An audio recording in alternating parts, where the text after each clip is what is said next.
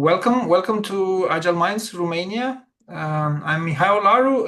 I'm excited to be here with my co-organizing partners, Cristina Lupu, Bogdan Basilescu, and I'm mentioning Florin Manolescu as well, although he's on vacation for this round, so traveling around. Together, we're passionate about fostering agility in all domains. So whether you're a seasoned Agile veteran or you're just starting with your learning journey, this is the place to share insights, learn from each other, and improve our way of working. Today, we're hosting two speakers, actually. They're both experienced team and organization builders. This is my description of them. I know them for a good while as professionals, working professionals in different companies. And I trust them both. I'm very happy to have them here talk about agile transformation and agility. And with no further ado, here is Cristina Niculescu and Cristina Lupu. Hello, everyone. Hello, everybody. Yes, thank you, Mihai. It's a pleasure for both of us to be here. I'm usually an organizer, so it's a change for me this evening to also be a speaker together with Cristina. As you said, both of us have many years of experience in organizations that went through agile transformations, and both of us noticed an unfortunate pattern. I'm sure that we are not the only ones. Most organizations are great at planning, process, and of course control, because that's our history, but struggle when environments shift, when market moves, when customers change their mind. They have the tools, they run the ceremonies, but still something is not right. So today we want to explore what it takes to shift from rigidity to real agility, not just adopting frameworks, but changing how people think, work, and lead. What it takes to be agile, not only to do agile. And we want to do that with you. We recognize that this is a very complex subject that can be worthy of several days of conversation, maybe even more than that. But in the time that we have today, we want to share with you just some ideas that you can take away to your teams and organizations.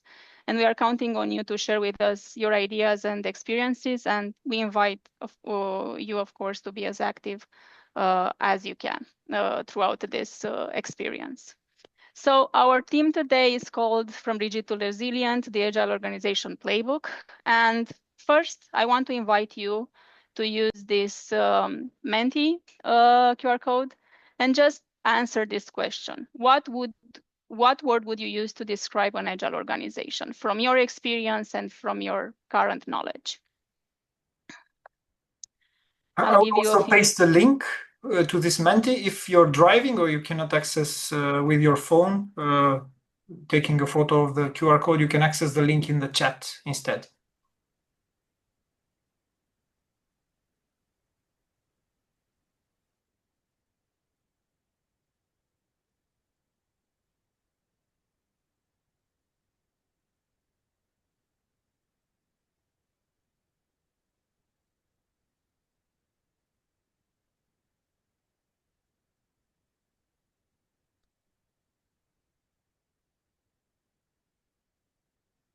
Okay, the answers are starting to come in.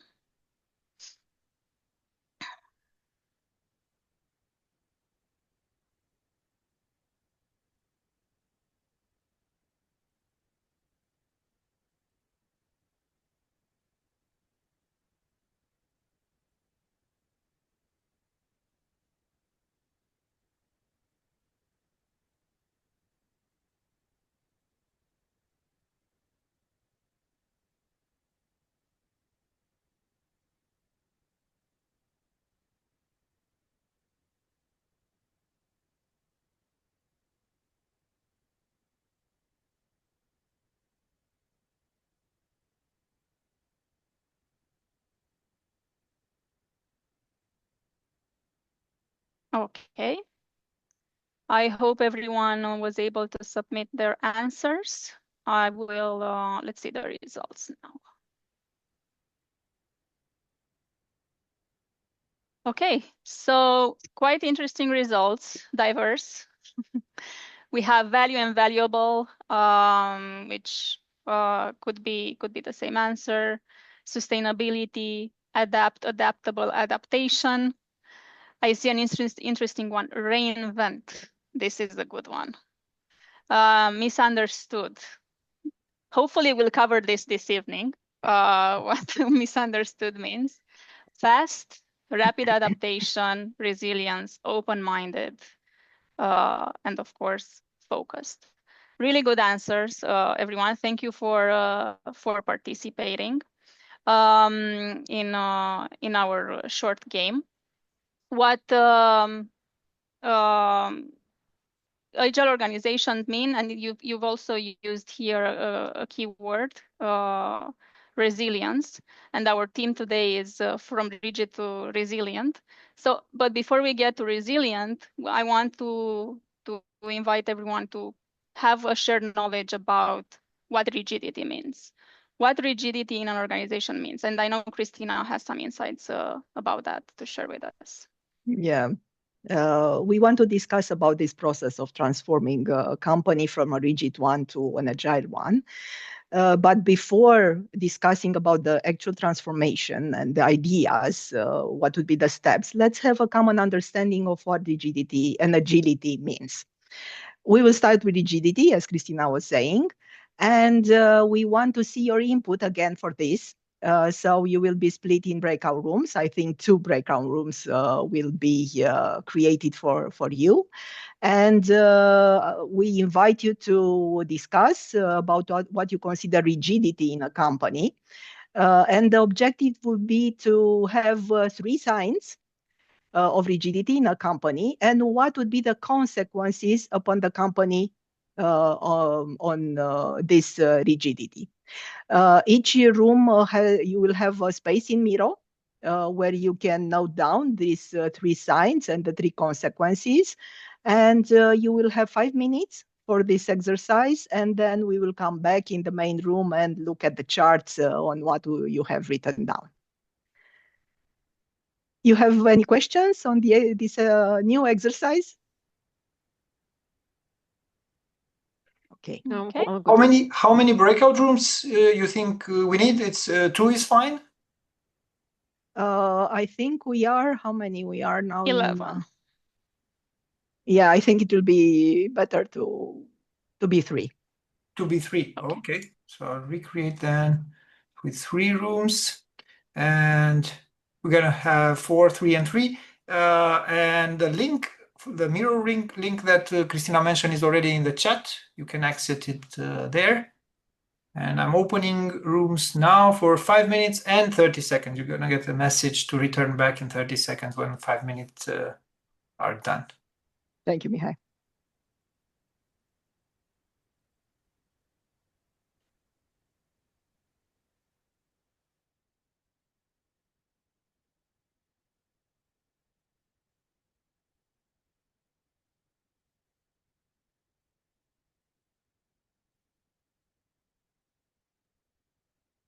Salut, Mihai. Salut, hello. We're switching back to English because this is a recorded breakout room. Out of the 4 Okay. rooms, this one gets recorded because I started the recording, so Not a problem, my good sir. I'm gonna have to use English. You have the chat, you have the Miro access. Yep, it's all good. Okay, so the challenge was what? To define rigidity from our perspective. Mm-hmm. What we mean by a rigid environment, rigid. Mihai, just one point there. I think you're going to have to facilitate the screen share because apparently my privileges are not host levels unless someone else can put the screen share so we can be all on the same page. Okay, I can do that. So Thank you, sir. Really appreciate it. Okay. So we have, I think we're breakout room 1, so we can pick on the blues, right? And somebody already started writing on that, so let's move to room 2 maybe. Yeah, we can. So signs of rigidity. What some signs of rigidity you think? what happens in a rigid organization? What are the behaviors you see, or the events that happen in such environment? I think I can start off soft with something from my own experience. I think one of the key denominators that I've seen in organizations that are a wee bit too rigid for their own good is the constant repetition of the phrase, we've always done it like this. Why change? Okay. Mhm. I'll take a note, right? And I think as a consequence to that, innovation is starting to slow down or be lacking entirely. So I think that's an intended or unintended consequence of it. Okay. You look at this as a consequence rather than as, right? Okay. So Yeah, it's a direct right. consequence of the rigor of sticking to the ways you've always done it and not wanting to try something new. What areas do you see rigidity in? Is it a rigid process? Is it a rigid way of building products?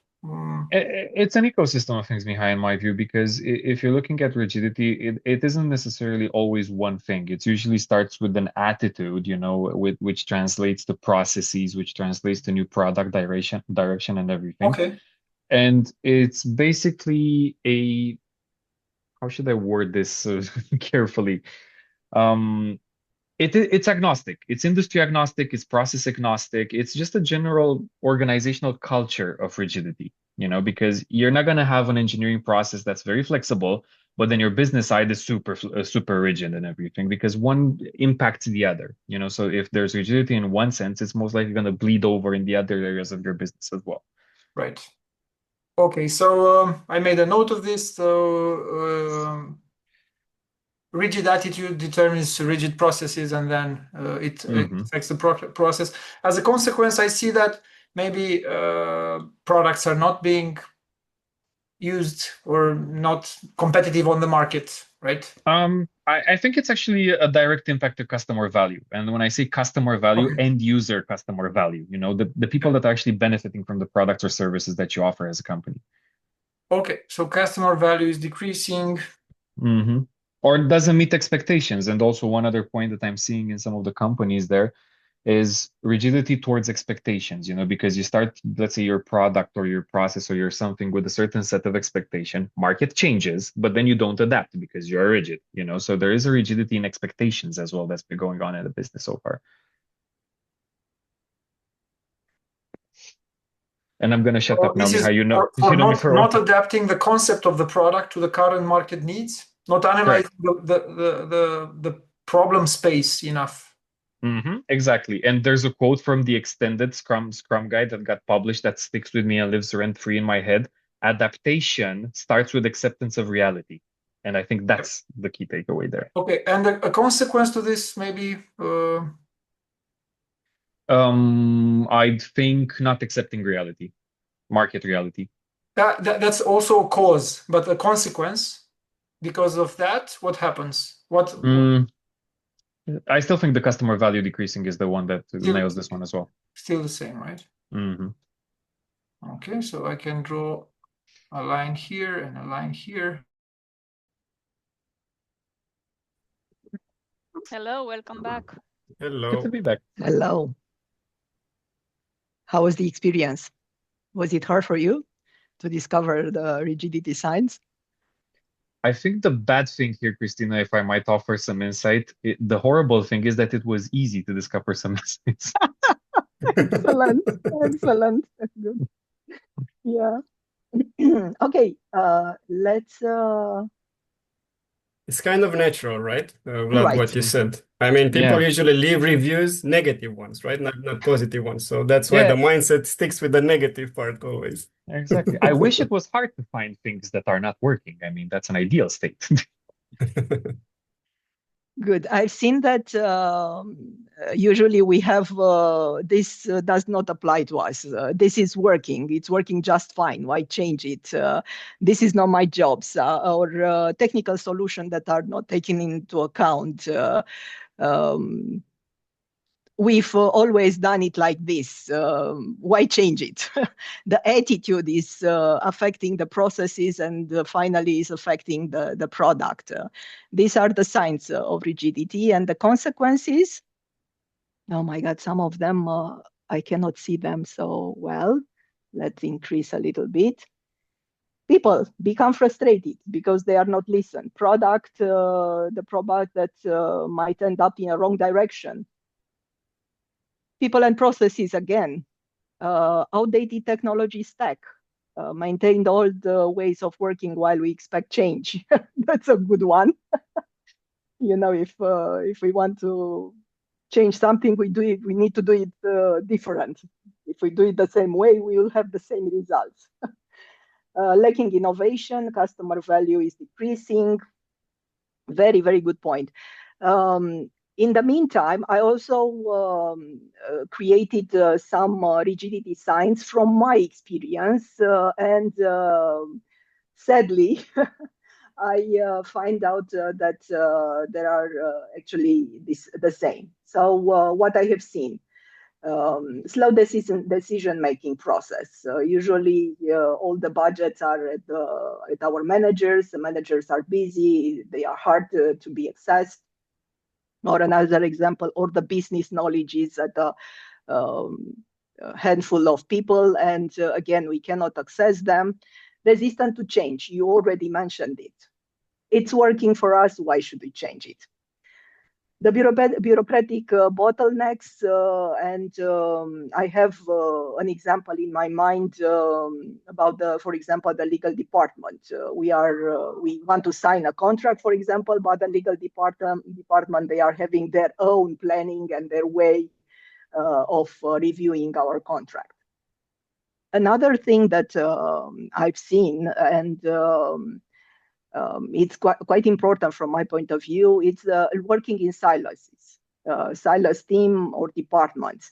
And usually, even if we work together, because we are having different objectives, then we are following our own objectives.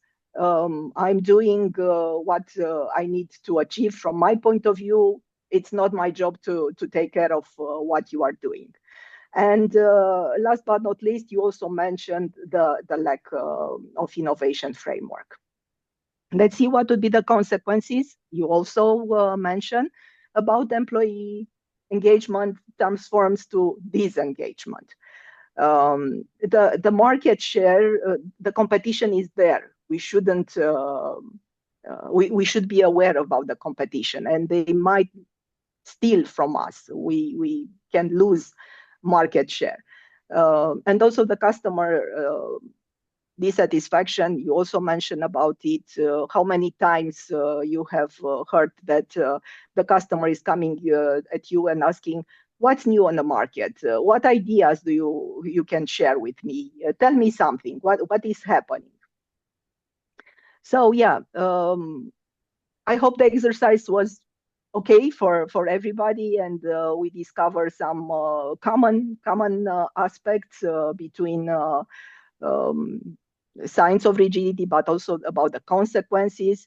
And we discussed about rigidity, but now let's see also from the agility point of view. What's the concept, how we define the concept, and passing the mic to Cristina.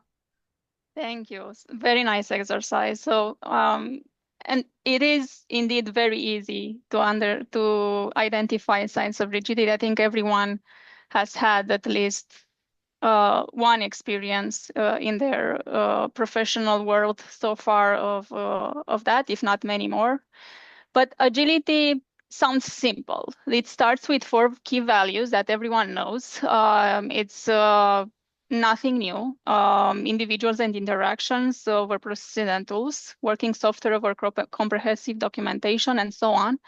But what does it mean to have these values in your organization or not to have them?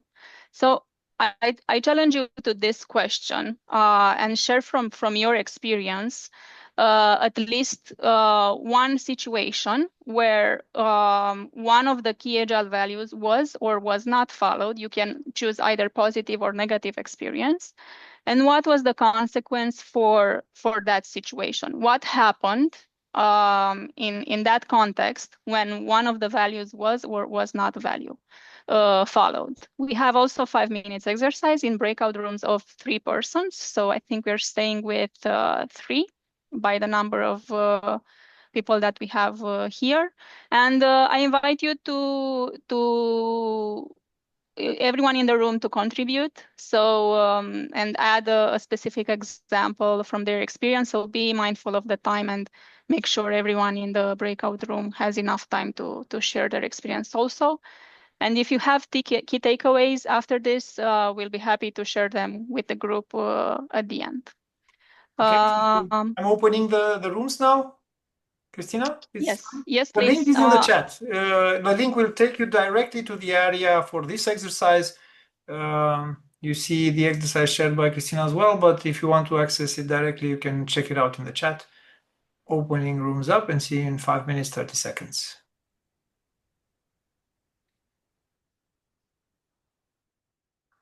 I think Cristina joined in the meantime. We need to assign her to one of the rooms as well.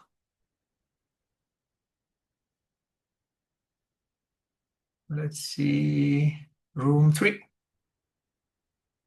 Here you go.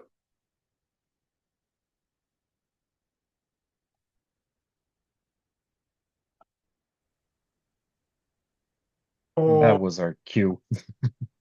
So where were we? Still us, guys. Very fair point.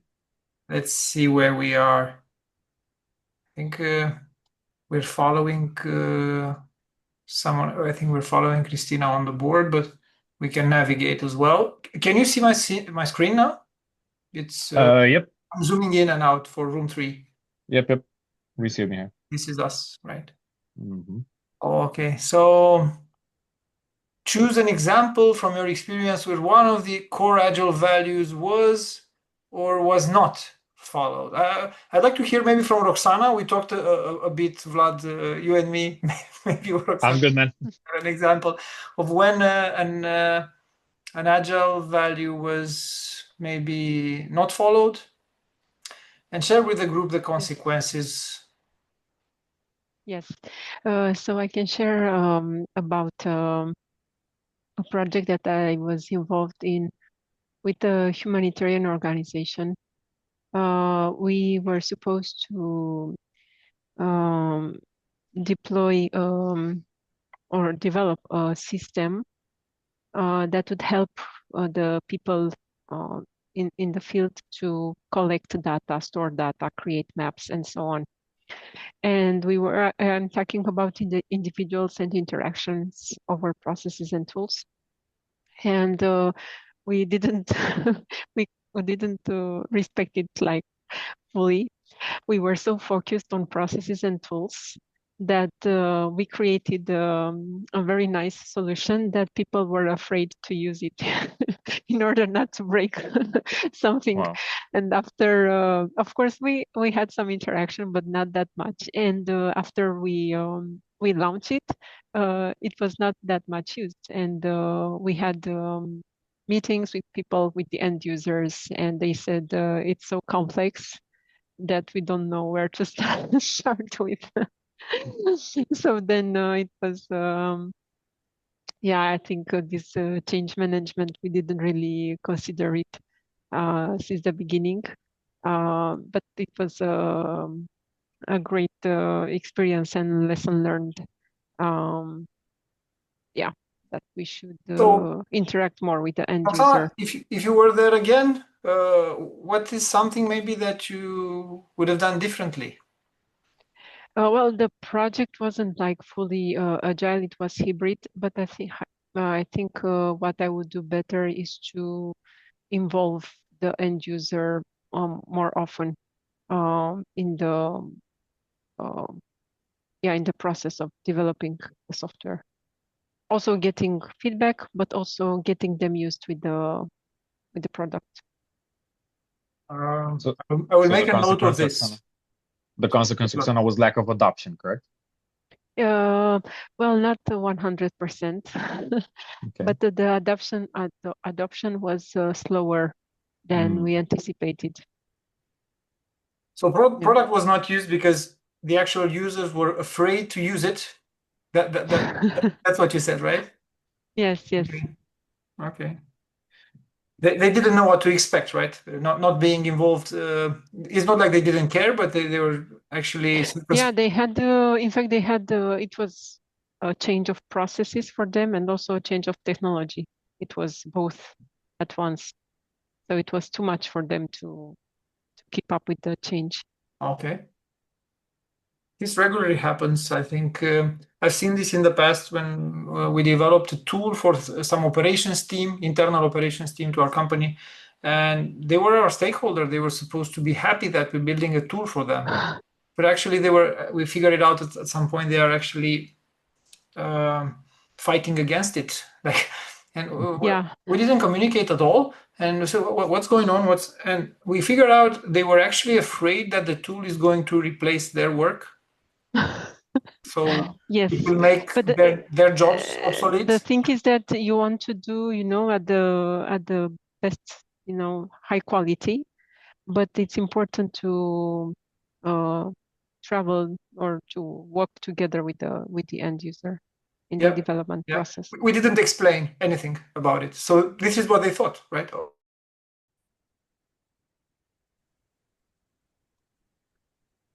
We're back. Come back. Cam scurt timpul. Da. It was a little bit short. Well, we can discuss further if you want. I'm curious to see what you put together and what values. Just by raise of hands, did anybody choose any positive situation when a value was followed? Nobody. I think you already know the answer, Cristina, right? Yes, I see. Well, any specific insights you guys want to share with the main group? Yes, we talked even about the principles, not only about the values. Oh, great. One of them was the simplicity one, so it was a coincidence. We talked about overly complicating a technical solution might lead to a delayed release. That's one of the points. And the term-based communication, so strictly linked related to the first agile value with individual and interactions over processes and tools, sabotaging the communication by using an event of the team, so a process part, to blame that the lack of communication is due to the fact that we waited until that event to happen. So these are some aha things that were discussed in our group. Great. For room 2, I don't know, Liviu, do you want to share anything? I'm inviting him because Cristina and I should give him precedence. Yeah, we talked about also mostly negative aspects based on the values. I'm gonna go through them in order. If some contracts are negotiated too long, momentum is lost, and the customer is lost. Related to responding to change over following a plan. If some schedules are being predefined and a lot of recurrent meetings happen, people tend to join the meeting and do other stuff while in the meeting and not being 100% on either of the tasks. And also related to responding to change over following a plan. When it is decided that some things are going to be kept like they were before, some existing piece is prioritized over some new work. The new work gets thrown away, and this is basically wasted work and a financial loss. Thank you. Yeah, thank you, Liviu. So a lot of bad consequences for the entire organization just by a simple phrasing like responding to change over following a plan. That shows that we don't really understand what that means. Anybody in room 3 that has any insights they want to share, or maybe somebody that has not shared their experience? We'll give you a few seconds to do that now.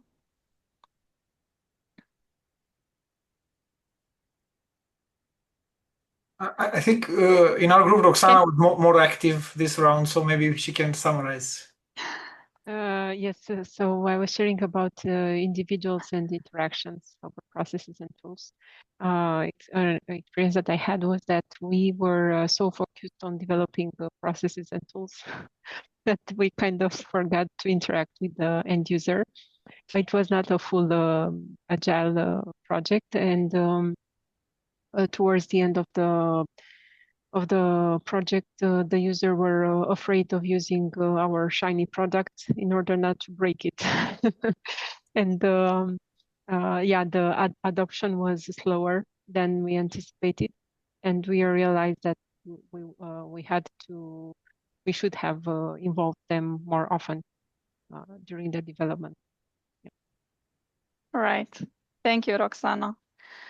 So what we noticed here is, as a consequence, the entire organization and the product and collaboration with our customers are impacted just by not following those 4 simple values that everybody has heard about until now. Customer centricity is impacted. We have customer dissatisfaction, as Cristina said. But if we could follow those values, we end up having empowered teams, people that have work with a sense of purpose and have shared goals on their agenda. We have rapid iteration and adaptation in order to deliver value to the market, to our customers, and increase our revenue because of that. We mitigate risk and develop resilience and risk tolerance, and implement an organization structure that makes sense. Now, this is a tricky one because makes sense can mean completely different things depending on organization, and that's the key. That's the key of adaptation. There's no perfect formula that works for everybody. We can learn from others' experiences, but we need to look at our organization, our context, and identify what works for us. Organizations usually start agile implementations by adding sprints and daily scrums to their ways of working, and then they expect results after that. But I've not seen a lot of agile transformations initiatives starting from the values, what we need to become to be able to have success. We usually start with the framework. So this is why I wanted to focus a bit on the values, because these are the key elements of a successful agile transformation and not the framework around it.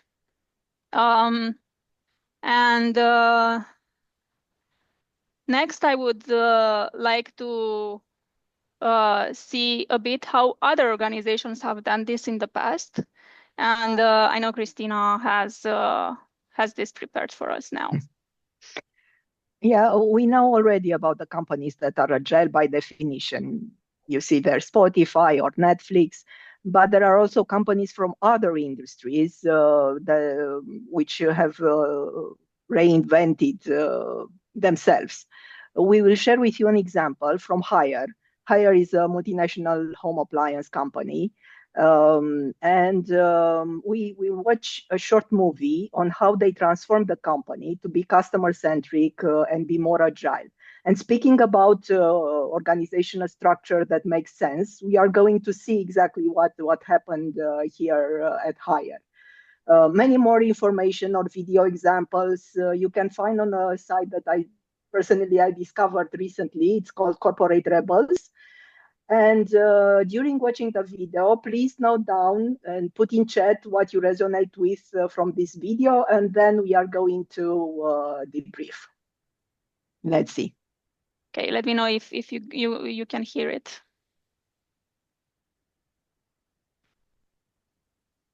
No. No, we cannot, Cristina. Okay, sorry about that.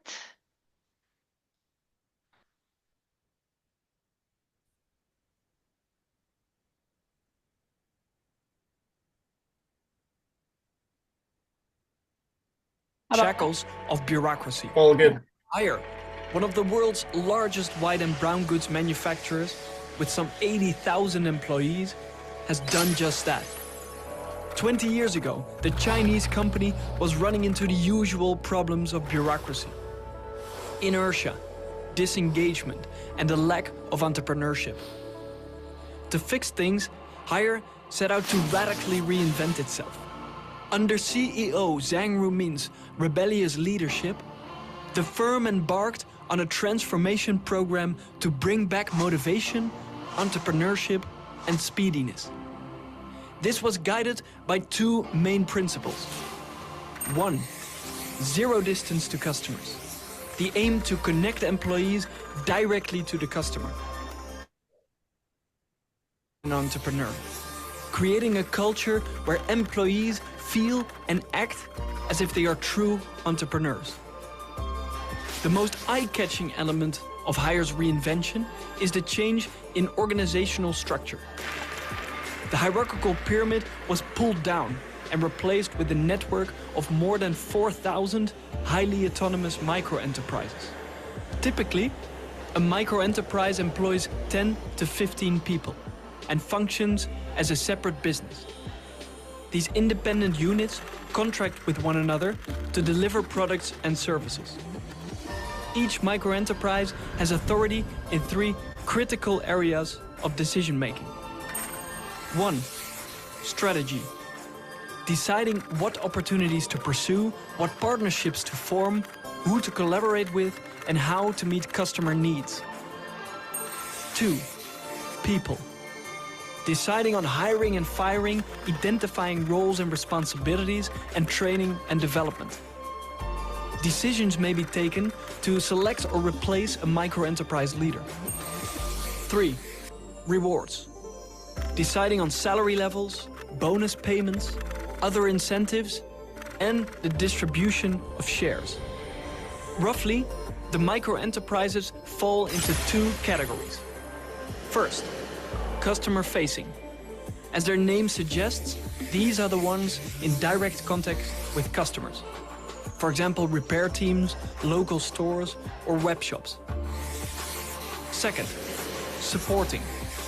Those that indirectly help to satisfy customer needs by selling their support services to the customer-facing micro-enterprises. For example, through purchasing, manufacturing, marketing, design, or delivery. Micro-enterprises form networks that deliver products and services. Hire calls these networks micro-communities. If successful, they share profits. If not, they adapt or dissolve. This process allows the organization to be constantly changing in response to customer requirements. Think of a swarm of small companies collaborating to achieve something none could manage by working alone. Here's an example. I think we can stop it, Miha. Thank you. So, what do you think? What would be the takeaways from watching this video? Hire a new CEO to change the company.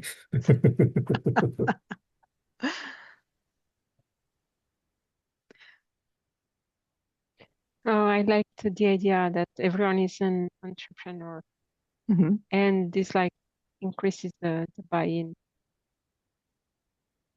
I'd love to think that since they're entrepreneurs, they get dividends as well. They said that they are going to have shares. Yeah. Perfect. And they are splitting the share between them. I mean, I think this is the main, from my perspective, this is the main aspect. You have a skin in the game. Yeah, Exactly. because That's otherwise where the good things those are stored. micro enterprises wouldn't have any incentives, right, to pull for the main company. So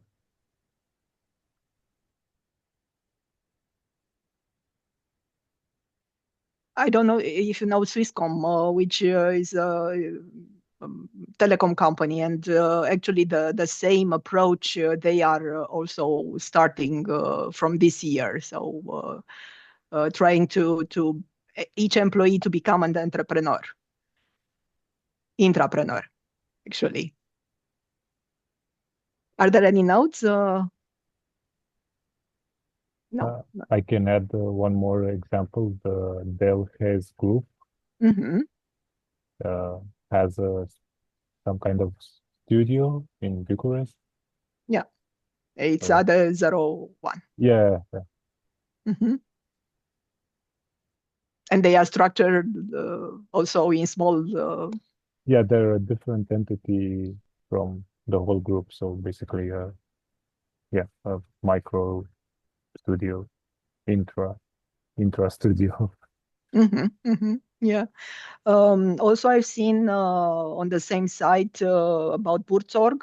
It's a company in Netherlands. It's a company which provides home caring. There are about 4,000 nurses, and there is no management there, and they are just self-organizing themselves. This with no management, I think it's a very long and complex discussion, but maybe we'll have some time to discuss about this one day, because usually at least Romanian are used to have a manager Or over. 10. Yeah.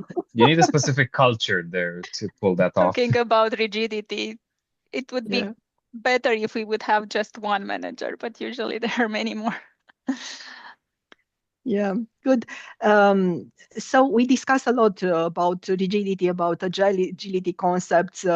Let's see how we can make the shift inside our companies from a non-agile company to an agile one. And here, Cristina will take the lead. Thank you.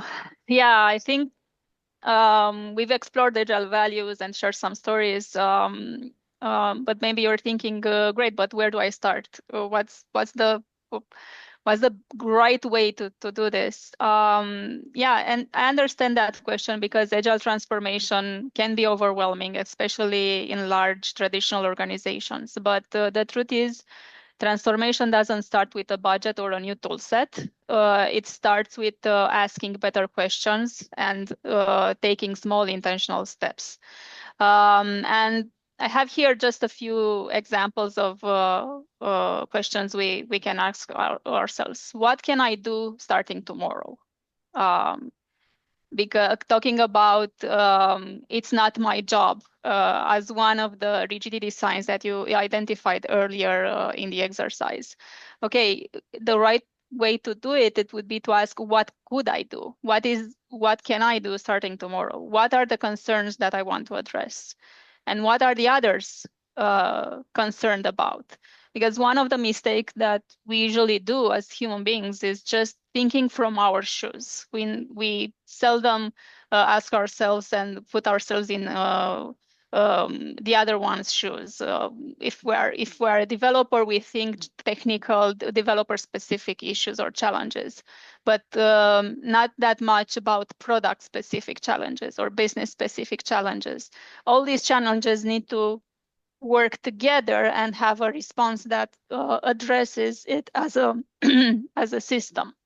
And that's one of the key steps. Observe the system, not just the symptoms. Just try to identify patterns of rigidity around you. Long handoffs, unproductive meetings, because Liv, you shared that earlier, excessive documentation, stakeholder fear of change, anything that tells you that you are living in a rigid world. That's one thing you could do. Start by asking, where are we defaulting to control over collaboration? Another step would be start conversations that matter. Some examples would be, what's getting in the way of responding to change? Why aren't we able to apply and live by the Agile key values that we've talked about earlier? How are we supporting motivated individuals? What are we doing to create that environment?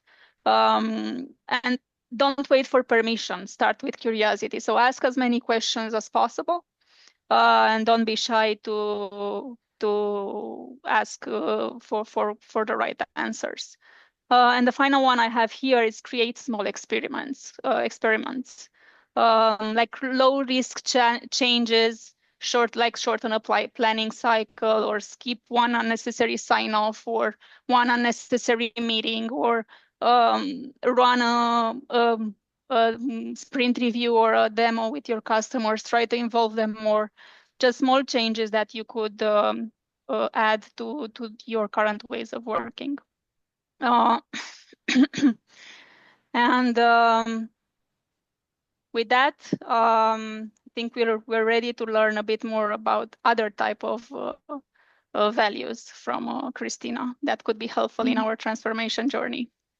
Exactly. Thanks, Cristina. About the shift, all the topics that Cristina, all three topics that Cristina was mentioning, and many others. I consider that it's very important to apply also the lean principles.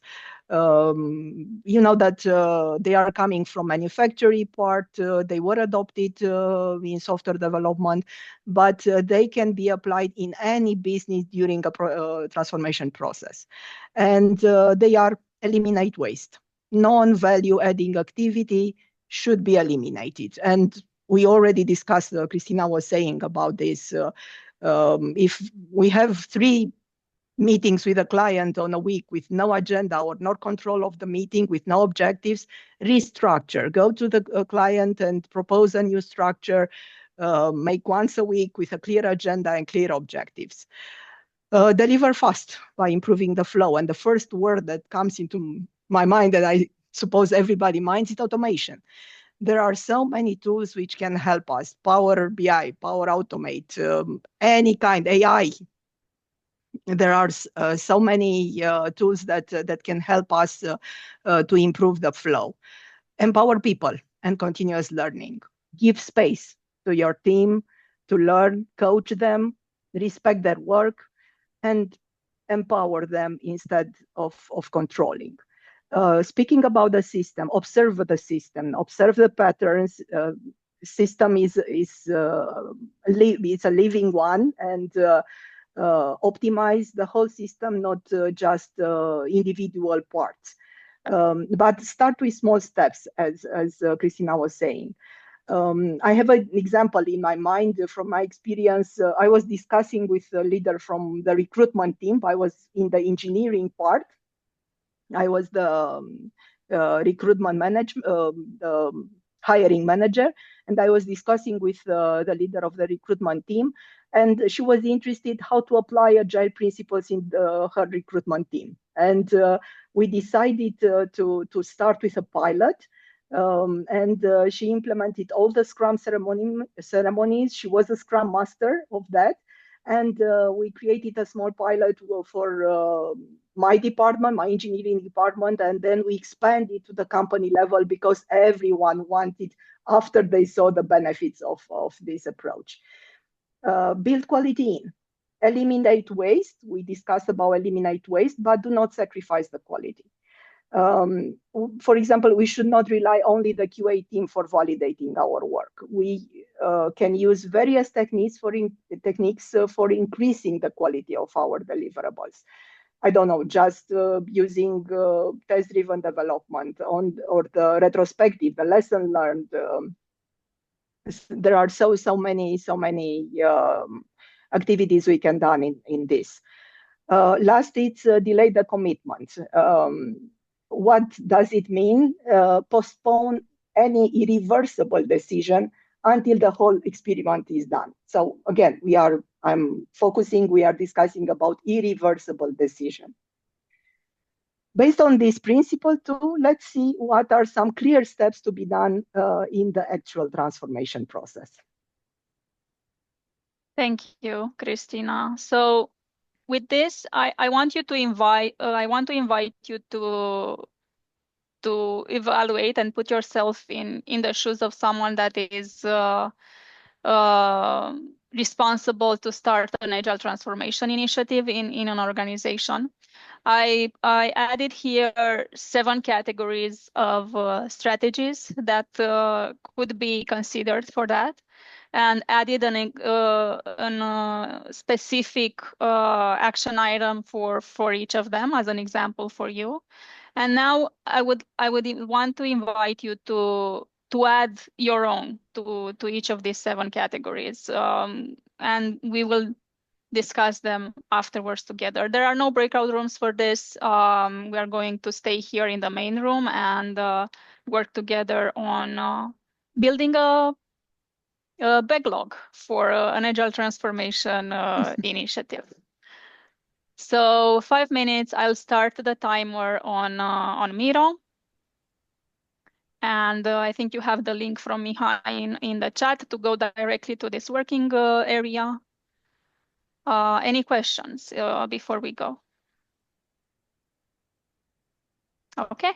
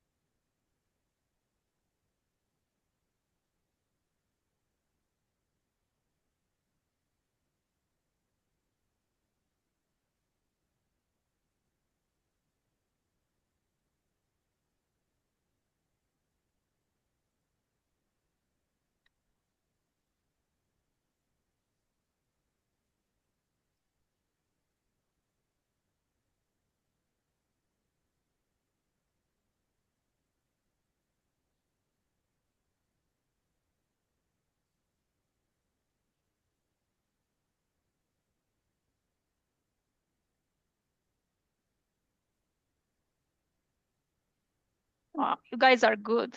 This is an excellent backlog.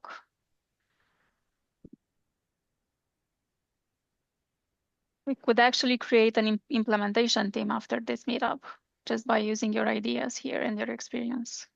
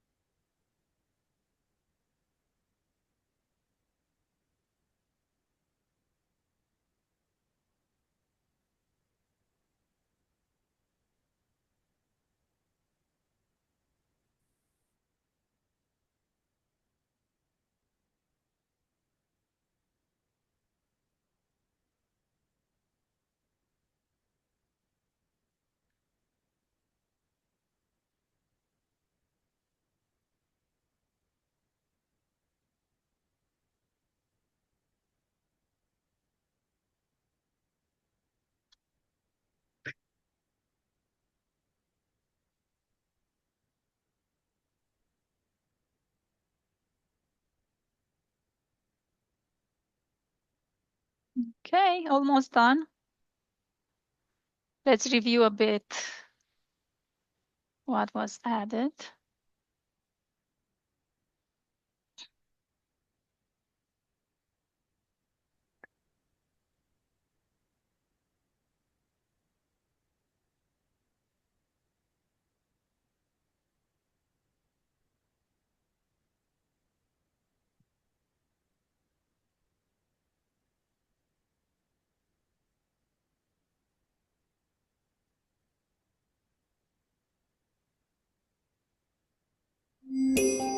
Okay, time's up. Just finish up your current idea. Wow, quite a backlog. And I'm sure you would have wanted to add it more. Am I right about that? Just I'm still writing. just imagine what you only have 5 minutes. Imagine what you could have done with an hour or a week or a month of evaluating the context of a team or organization.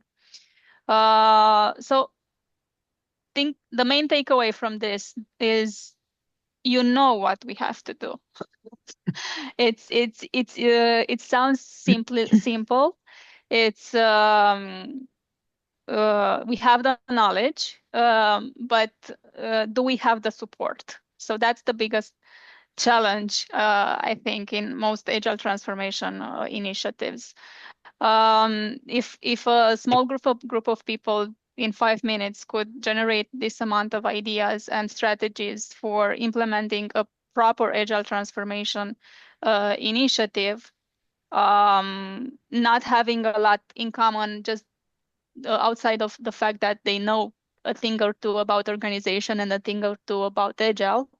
Definitely in an organization where the same group of people work together day to day and know their areas of expertise and their industry and their internal challenges, they would be able to do the same thing. But the biggest challenge is to have those people in the same room and make them determine them to be open about the challenges they have and be ready to implement the change.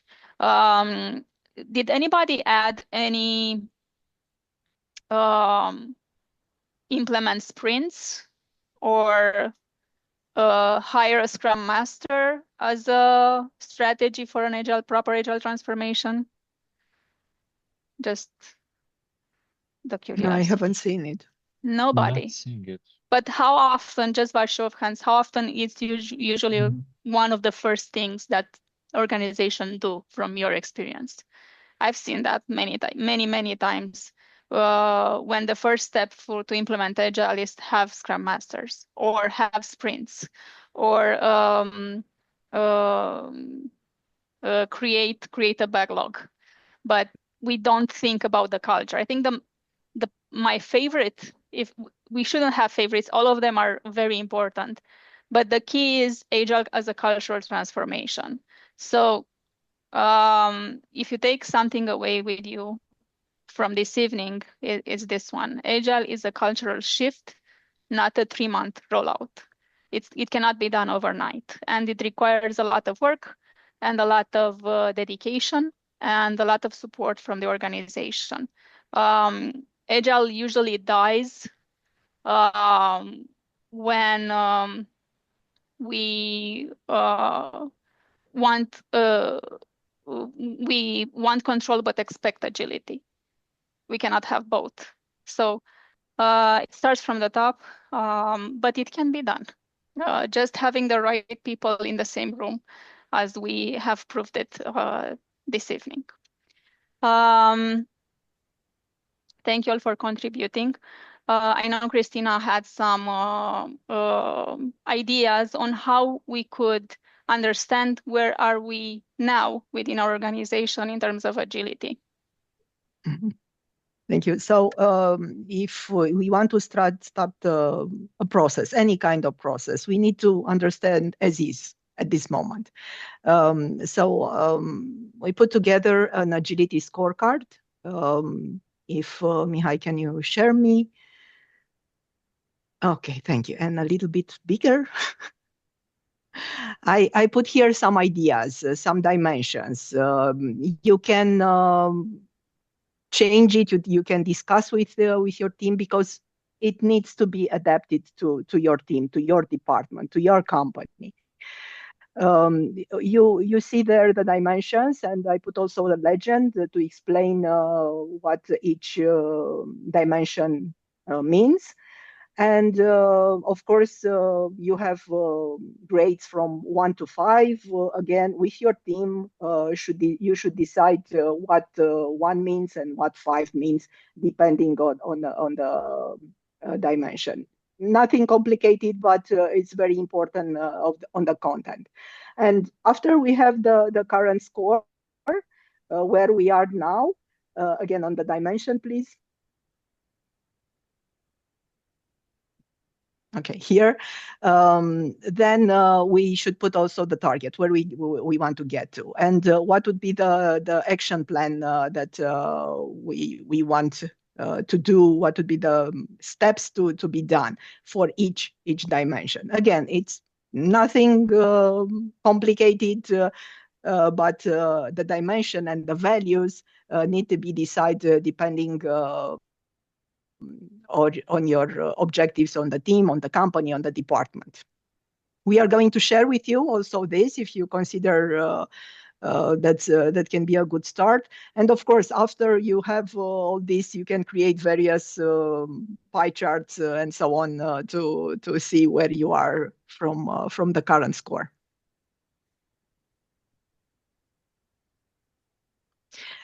Okay, now we prepared also for you a short play.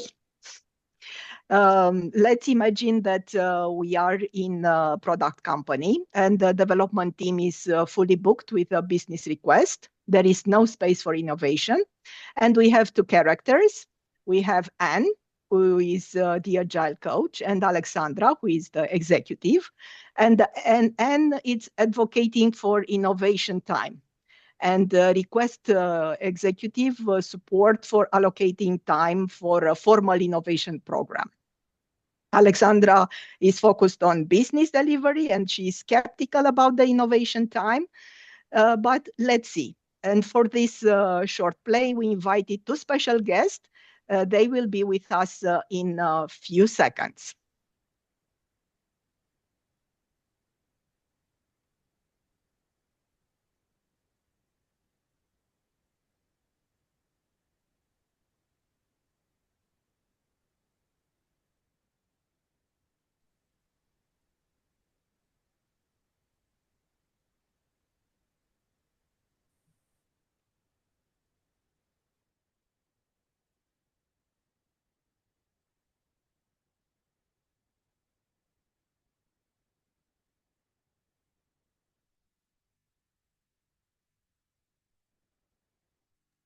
I think it's due to the traffic in Bucharest, most probably.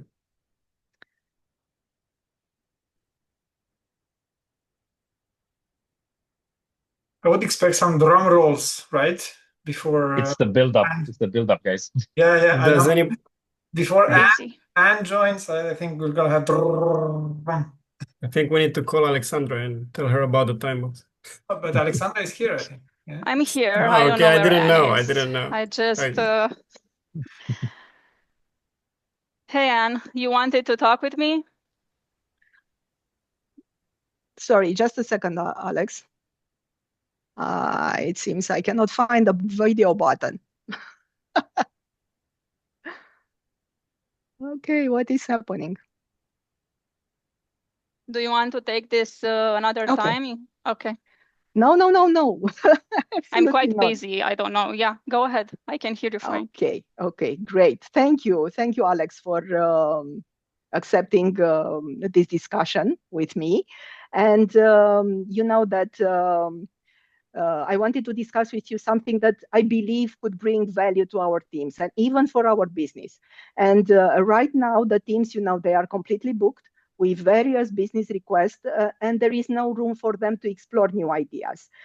So they are a little bit demotivated and stressed. So I come up with the idea of setting up a formal innovation program. And I would need your support for this. What do you think? Yeah, innovation sounds good in theory, but right now we're fully booked, have a lot of commitments and deadlines to live by, and we cannot afford to carve out time for that right now. Yeah, I totally agree with you. Delivery and commitment are critical, and I do not want to compromise this. But I consider that if we have the focus time and we put our brains together, we can discover ways to reduce the cost. I mean, for example, by using automation and any kind of AI tools. Remember that we have done that automating when we automated the testing part, and we reduced the manual hours about 20%. So yeah, we can reduce costs, but maybe even we can unlock some new revenue streams. So yeah, I see. Yeah, that was indeed a successful experiment, but we are working on limited resources, as you know, and right now the focus is on meeting our goals rather than experiment. I really don't see how we could do that right now. Do you have something in mind? Um, absolutely, because of this expectation, maybe we should start thinking differently. They know, that the teams are fully at 100% capacity without room to experiment. They need some time to have their mind relaxed and to think to these improvements. And also we should think about the competition. I've heard that they have already a dedicated R&D team. So look, what I proposed is a structured time-boxed innovation program, say 10% of sprint capacity. So this can be a visible investment. What do you think about it? 10% is quite a lot of capacity still. I don't know. How do you see this? How would we measure success for this? Innovation sounds really vague. What would be the outcome of it? That's a very good point. Let's see. Look, what I'm thinking. We can select the experiments using some smart criteria. So only one or two will be implemented. Also, for each innovation cycle, we will end up with a demo where all the stakeholders can be present, the product owners, the sales, so they can come with their input and maybe share with our clients also afterwards. Yeah, this sounds more structured than I was expecting. I think it could work if we have input from business and our stakeholders. It's something that they could use moving forward. It's not just about the team, but the entire organization. So I could see myself pitching this to a wider group in the form that you just presented. But what about the risks? How do we address potential of the delays on what we are working currently? My idea is to embed this innovation initiative into the current sprint planning, and we will evaluate the status of this initiative with the other deliverables. And in this way, it's totally transparent that we can see if we missed any kind of deadlines. We can share progress with upper management, show the full picture. And also you can give us your input and perspective during these discussions. Yeah, that sounds actually good, but let's start small. Let's do a pilot, just one team for 2 sprints, and I would expect some reports and metrics from you weekly, if that's okay, and if you can cover that for us.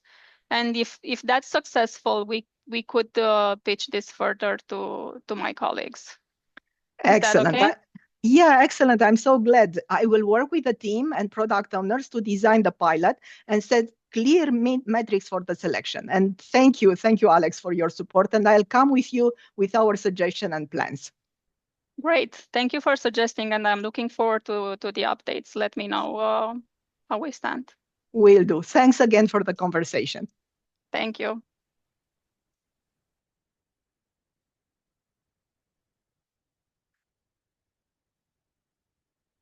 Okay. That was fun. Alexandra didn't mention that she will cut those 2 sprints out of their salary afterwards. If it fails, of course. That's implied. Right. Yeah. So, guys, how did you? Well, we played around a bit, but I'm sure you were in the situation where you had to pitch something new to upper management or your colleagues within your organization, and most often than not, probably you were encountered with rejection. So what did you notice, and do you have any takeaways from this simulation that Cristina and I just made? All of your resistance points, Cristina, were very painfully familiar. So we got that going for us. And what I loved about your counterparts offering in the negotiation tactic there is that she made you an offer you couldn't refuse that was backed by commitment. I'm going to personally commit that you're going to see benefit. So basically, it's a zero loss game for you there. Exactly. Yeah. This is what we were talking about earlier, actually, about putting yourself in the other one's shoes. I've been in this exact scenario many times about pitching innovation time for the team. And I encountered this exact situation where we're fully booked, we cannot do this. And usually engineers are not able to argument this from a business and product point of view. What's in it for me as an executive or a product owner or a business person to support this? What's in it for my customer? What's in it for the product that we are building together? Yes, team motivation, it's a big win, but as a business, as a product owner, that's not the only consideration that I have to make when prioritizing work in the backlog.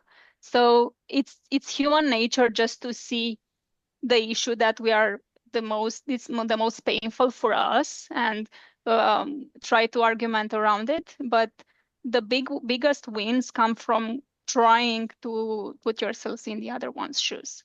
So I hope you enjoyed our little game. Let's see if others are having some input. I'll have one more after the others join in. Okay.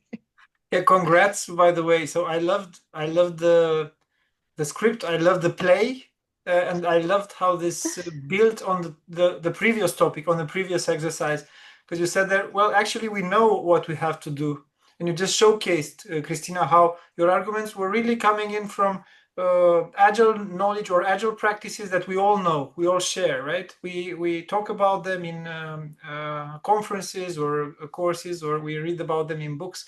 So what is actually missing? I was thinking while you were acting, and I think it's some courage, some lack of courage we showcase, and maybe some lack of trust.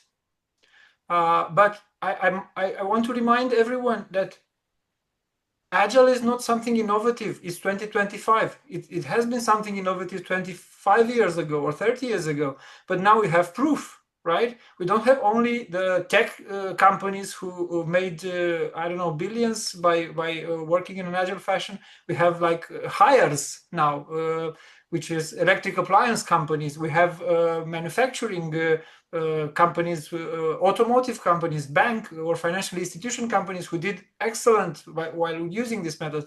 So why don't we have more trust in what we know, and how can we get more courage to act like you did, Cristina, showcasing Anne? Thank you. Actually, what I'm doing when I'm having, I mean, you imagine I also confronted with some kind of situations. I'm preparing a lot that meeting. And as Cristina was saying, I'm putting in the shoes of the other person. What would be the triggers, the hook for that person? and try to put them on writing. And if I have them on writing, then I have more courage, because I'm not a courageous person at all. But I have my chit chat. Yeah, the most valuable piece of tonight for me is this: how you showcase this courage of talking about things we all know, but we don't pursue so often. So thank you. It was great. Thank you too, Valentin. You have also a comment. All right. So if it's my turn, I do have one more takeaway that I wanted to share with the group. I think one of the key points here was the adaptation of the level of detail that you had, Cristina, when pitching to Cristina, because you focused on outcomes, not outputs. Because if you would have gone in that room and proposed, hey, we're going to have this new module on our website that improves by 2%, this little button right here, it would have been an instant fail, but you adapted the context to your stakeholder and everything, and you focused on the outcome, not a singular output. You took systems thinking to a negotiation and system negotiated that one. So that's kind of one of the things that I think is a very good lesson learned and a best practice when pitching such initiatives. Good point. Thank you. Thank you, Vlad. Thank you, everyone. This concludes our topics today. Stay in touch. Both Cristina and I can be found on LinkedIn if you want to follow us or connect with us. And now, before we go, if you have any questions for us, or if you want to share any experiences or ask us about anything, we have a few minutes dedicated for that. So let's talk. I will also pay attention to the chat. So if any of you cannot actually turn on your microphone to ask the question, you can just type it in and I will pick it up there. At least one single thing that you are going to it's a takeaway for you, and you can start it from tomorrow. You can put it on chat. Could we have a copy of that backlog with the ideas about pitching the transformation? That's the gold right there. Of course. Really, as you said, Cristina, that's a backlog right there. It is. Yeah. That's a good one. So we have a question from Vlad on the chat. It says, "Is there any other similar meeting planned already?" So are you referring to this meetup event, Vlad? I guess similar. Yes, exactly, Mihai. Yeah. So this is number 19 of our Agile Minds Romania meetup. We do them monthly, and so we're here for more than 1.5 years. We had a few physical events as well. So next one will be a physical event, so we can actually meet. Bogdan will tell you more about it at the end of tonight's edition. But yeah, sure. Just stay connected with us on Meetup, and you're gonna receive notifications on every new event that we organize. Great, thank you. Maybe one add in, Vlad, for you. The topics change, so it's a rotational topic. We will not discuss at the next session about the same agile transformation topic, just for you to know. Okay, first. Okay, and more questions, please, for Cristina and Cristina. Or as Cristina said, is there something you learned this evening that you want to share with us that would be really valuable for us for future versions of this meetup?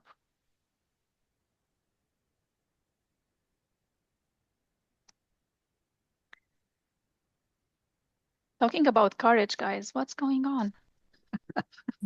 When you embark on an agile transformation, start with the basics, right? Start with the agile values and then progress further on. That would be a takeaway.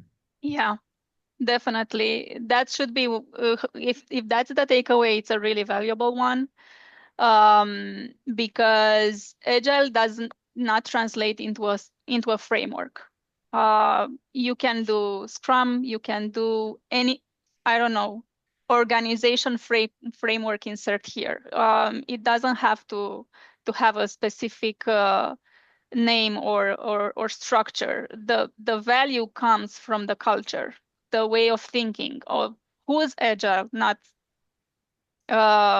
what is agile. So I think that's the common mistakes for organizations trying to implement agility. they start with the logistics. They start with the tools and the frameworks, and they're not open to changing their ways of thinking and their organizational format. Thank you, Roxana. Liking the 4 points under the shift. Appreciate that And feedback. Vlad also raised again his hand. Yeah, don't hate me, ladies, for this, but I do have a question. It's Please. more of a scenario, honestly, that I've seen time and time again. So let's say you pull off the agile transformation and everything, it's a culture shift, everything's going great, etc. But as any newfound initiative, it needs to kind of be protected and maintained. So here's my question. Usually, when you're in this protection mode and you're trying to keep everything aligned and working on track, what's the limit of which you can be resilient, but how do you know not to step over it so that you're perceived as resistant? Wow. Very good question. Yes. Let me know if I need to rephrase that one. I did have a specific when I saw the title of this meeting today, so that's kind of been hindering at me all day. Maybe you can put it from another perspective, let's say, Sure. or give an example. So let's say you have a group of stakeholders, Cristina, that they're coming in with the thing you've pulled off the agile transformation, but they're reverting back to natural behavior. And natural behavior, as you've seen, is not agility in itself. So you kind of need to be a bit resilient there, just to maintain that newfound happiness. How do you know when you need to be more flexible to the sense that you're not perceived by your stakeholders as being resistive? And I'll give you an example. You guys are agile, do it in one sprint instead of two. Yeah, I think again, it's a matter of making your homeworks and know your stakeholders very well and prepare your speech every time. I mean, if you are the driver of this process, then you have to know that it will be hard and you need to be prepared about this. And every time do your homework. When you are meeting with someone, do your homework and think about, put yourself in his shoes and try to think what would be the questions that he or she is going to ask you. So yeah, it's difficult to balance, to juggle all this between flexibility and rigidity and so on. Maybe from time to time, just make a step back and by yourself and think about it, replan, rethink to what is happening. Yeah, these are my ideas. Cristina, maybe you also want to add? I think the way I'm seeing is just keep at it. It's not going to happen overnight. If you had a successful situation or a big win, it doesn't guarantee that the next similar situation is going to work the same. Transformation is difficult. That's why I highlighted that agile transformation is not a 3-month project. It's a cultural shift, and opinions and ways of thinking change really hard. Sometimes we need different people to be able to do that. Iteration and small wins are key to this. Yes, you will have pushback every day for a long period of time. Yes, you'll need to have the right allies around you. Sometimes you will be perceived as rigid because you insist of doing things differently than everybody else around you. But as Cristina said, just do your homework, make sure you have the right arguments for the audience, and don't reduce the conversation to arguments like, because that's the right way to do it. People will not resonate with that. They will resonate to results. And if you have a win, make sure everybody knows about it. Yeah. Celebrate success as often as possible. Usually others will follow if they see results and as small as possible. You don't have to change an entire organization before you celebrate success. Small wins need to be celebrated also. At team level, at department level, at organization level, it doesn't matter. That's the most important metric of doing this. Yeah, that's what I would add to that question. Thank you for asking it. Yeah, Appreciate very that, good Chris. one. Thank you, Vlad. Thank you, Cristina, for the answer. I want to celebrate a small win myself. We have a learning takeaway from Roxana in the chat. She said, "I love the 4 points under the shift slide, and it's the slide about asking yourselves, what can I do starting tomorrow? What are my concerns, and what are the others concerned about?" Right. So nice takeaway. Thank you, Roxana. We'd like to get more questions, but time is pretty late. So we've been here for 1 hour and a half. So I'm going to hand it to Bogdan for closing the event. Thank you, Mihai. So I'm going to be sharing a bit the screen.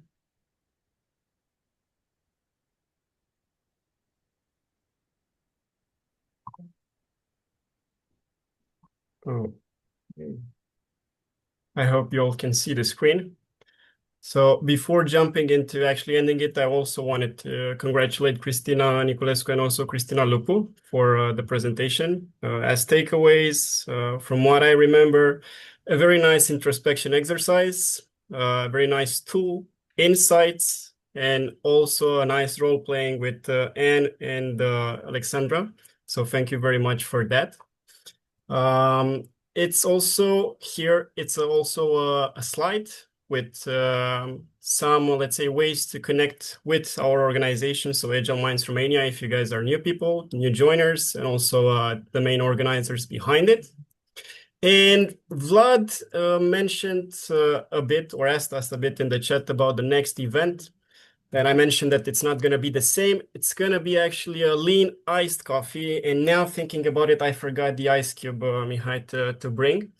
And Mihai mentioned that it's going to be an on-site event. So hopefully we will manage to organize and follow up to you guys about the actual location of the lean iced coffee. So if you also want to meet in person and have a nice conversation, a lean one around some topics, so agile oriented, we're more than happy to have you amongst us. And before we close it, I'm going to share in the chat a link because we always value feedback that is related, let's say, to this workshop. So this meetup that we have hosted, and Cristina Niculescu and Cristina Lupu basically led for tonight. So that's pretty much it in terms of the sharing of the screen. So I'm coming back to you. Thank you all for joining us, and we're looking forward to see you at the next session. Have a great evening. Thank you. Thank you all. Good evening. Have a Thank great you all. one. See you next time. Good evening. See you guys. Bye.